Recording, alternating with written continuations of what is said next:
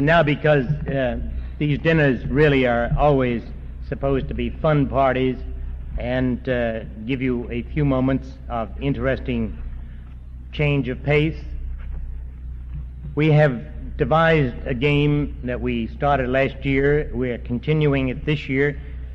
I don't know how long we can do it because it gets a little longer each time, but we have had previous distinguished guests. And partly because I am essentially a lazy man, I have decided that the easiest way to get through the pleasant chore of making sure that you know everybody at the head table, which I'm quite sure is unnecessary because you know all these people very well, and I am going to introduce the one perhaps who needs the least introduction beside Dan, so that he can start this domino trick of introducing the one who followed him as our guest of honor, and so on until we get back to Dan.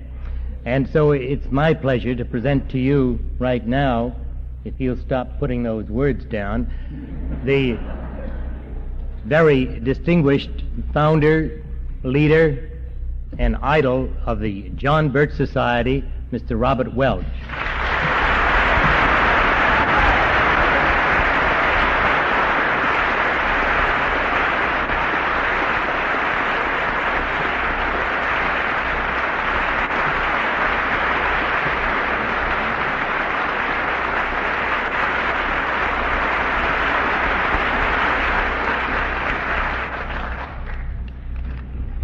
Reverend Poling and Father Fenton, Colonel Bunker, my other good friends up here on the dais.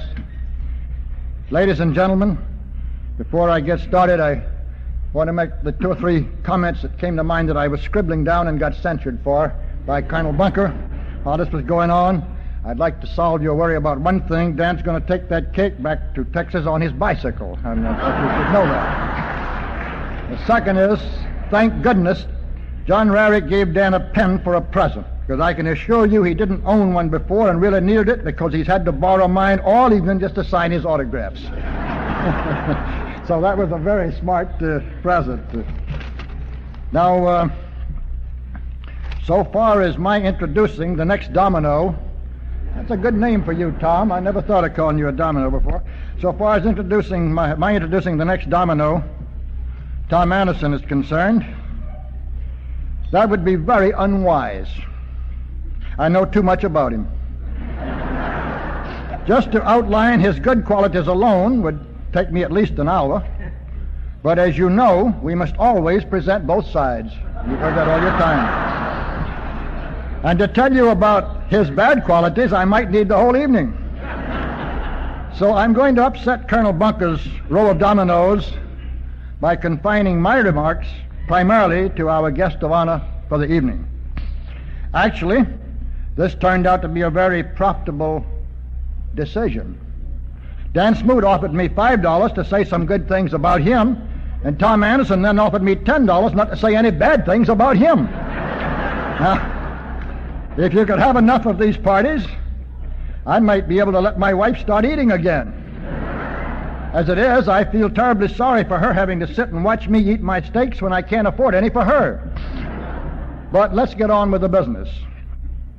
For it is very seldom that anybody, and especially an anti-communist, receives 2 such tributes in 1 week as have just come to Dan Smoot. The first one is in the current issue of National Review, which some of you may already have seen.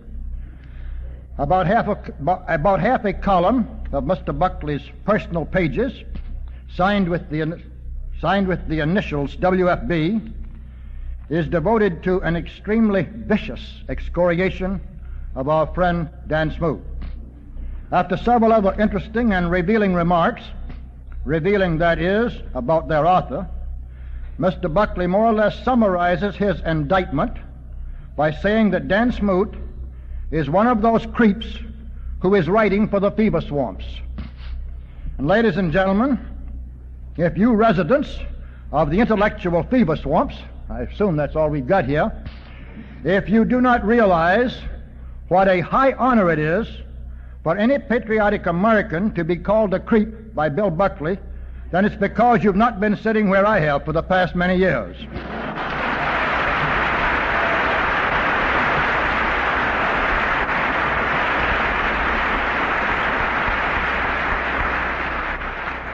So welcome to the club, Dan, and congratulations on your increasing fame. As to the second honor to come Dan's way, so fast on the heels of the other one, I have, as usual, put my remarks concerning the purpose of this dinner into some poetry, of which both Shakespeare and Milton would be very jealous. At least ever since I wrote it, I've heard them turning over in their graves. So I am now going to confer on you lucky people the world premiere of the very first reading of that poetry. Now, when I finish reading it, and it only lasts about 3/4 of an hour, it isn't very long. When I finish reading it, I shall sit down at once to escape the eggs and tomatoes. So I want you to consider, to realize that Tom Anderson should be thought of as being already introduced. So I can sit down and leave it that way. And the only thing that I would like to add to all you know about him now is, I do want to bring this in, since I will not say any more after I finish this great piece of poetry, as you'll see, is that this is news and serious. We're very proud of it. Tom Anderson has just agreed to become the national chairman of our National Motor Read Committee, which we are very proud of.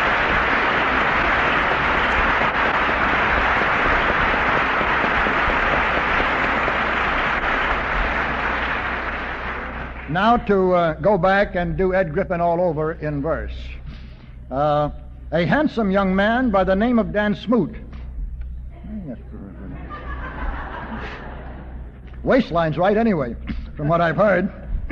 A handsome young man by the name of Dan Smoot, we gather tonight from afar to salute. We come from Atlanta and Phoenix and Butte, from every big city and every grass root, by train and by plane and perhaps parachute, from east and from west and by every known route. The general, the captain, the newest recruit, the business tycoon and the peddler of fruit, and pilots and lawyers and bankers sans doute, and even professors like E. Merrill Root. So break out your trumpet and tune up your flute, and find you a tutor who'll teach you to toot. Go strike up the band and break out the lute for presents befitting and honors to suit. Pour out the champagne and let nothing dilute the pleasure we feel, nor the occasion pollute. The state of the world? Why, we don't give a hoot. For tonight, anyway, let the question be moot. Our hero is gallant and brave and astute, an orator, author, and scholar to boot, a man we can count on with trust absolute, a warrior bold and wise. Here's to Dan Smoot.